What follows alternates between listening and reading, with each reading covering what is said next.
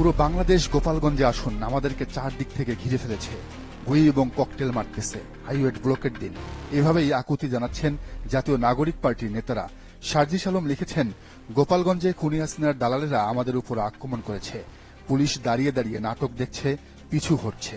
আমরা যদি এখান থেকে বেঁচে ফিরি তাহলে মুজিববাদের কবর রচনা করেই ফিরব, না হয় ফিরব না।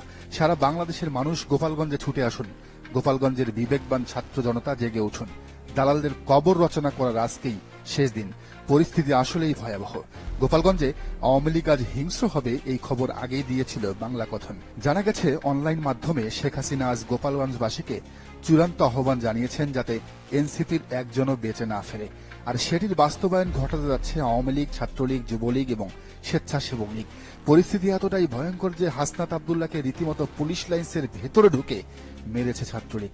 এর আগে গোপালগঞ্জে জাতীয় নাগরিক পার্টির সমাবেশ মঞ্চ